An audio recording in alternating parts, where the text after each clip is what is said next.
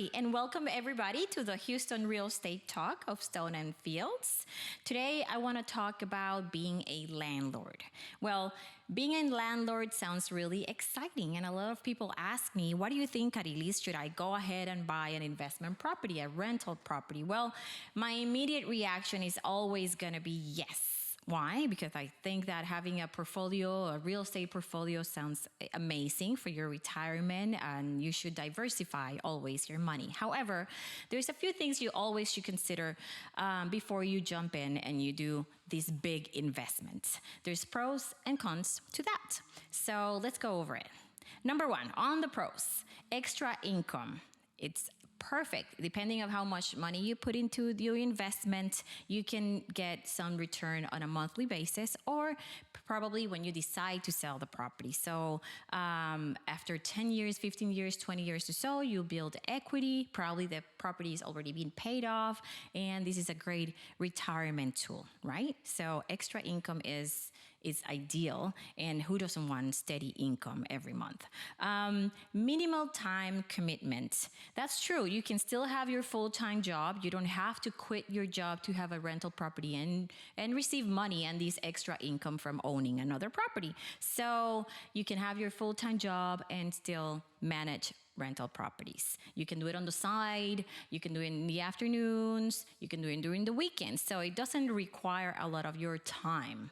Number three, tax deductions. Yes, you receive tax deductions when you have rental property. Some of them, some of the tax deductible items could be accounting, things that you can deduct in your tax returns, depreciation, and mortgage interest, and so on. So you do have some taxable expenses, so that it's really important you keep in mind. And obviously, I always recommend you discuss with your CPA before you jump in and make any big decisions.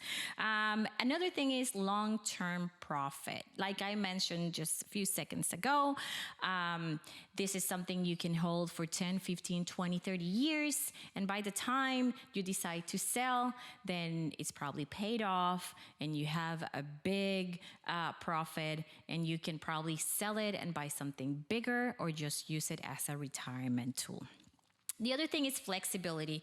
Again, you don't have to be there all the time. So you have the flexibility of being your own boss, and you can decide how do you manage your time. So lots of pros, which is really exciting, which is my favorite part of being a landlord. Now, let's go over the cons, because definitely not everything is peaches and cream, right?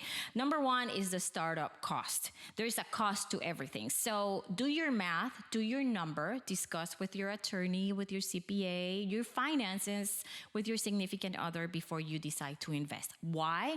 Well, number one is there's the cost of the down payment. How much do you want to invest? And not only that, do you have to make repairs to this property?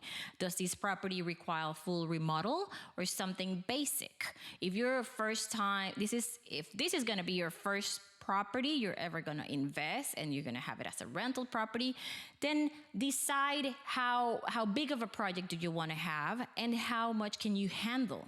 So if you don't have a lot of time because you might have a full-time job, you have kids and so on, my advice would be just go ahead and start with something smaller, something basic, maybe just changing carpets, flooring, paint.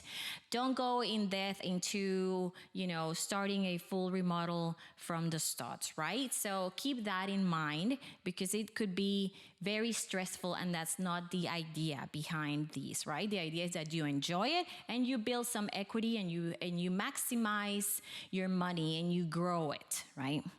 So next thing would be maintenance costs.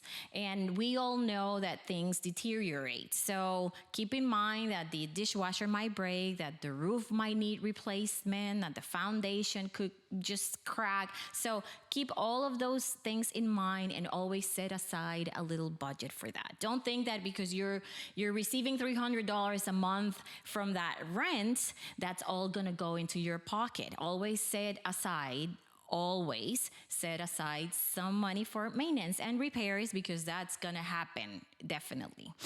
The other thing is tenant issues. Well, tenant issues meaning what if that tenant doesn't pay your rent? So 1 month might be okay, but how much can you hold it? For how long? So that being said is make sure that you have a little cushion. 2, 3, 4, 5, 6 months of rent, just in case, number one, the tenant doesn't pay on time or you have to evict them, and that's a long process. Or what if after that person or that tenant is evicted, how long does it take to lease the property again and put it back on the market and so on? Maybe they did some damage to the property and that takes time as well. So make sure you do have a cushion. It's not only your down payment, it's not only the amount of money you want to use for repairs, for paying a new carpet, but however, you also want to consider all those months that the property might be vacant or a tenant doesn't pay the rent and you have to go through an eviction process, with which nobody wants to go through that, but there's no guarantee. You can do all your due diligence with the tenant, the screening and all of that. That doesn't mean they're going to be great tenant. However, you should plan for those months, right? The last thing would be legal issues, and that being said is the law. Are you following the law when you're a landlord? So make sure you're reading and you're aware of all the rules and regulations. This might change every now and then, so keep informed and stay up to date. So again, I think it's a great idea. I think it's a great tool to maximize and put not only your money into stocks or 401k, but real estate investment is also a great and amazing thing to do if you want to grow a portfolio and you want to plan for your retirement.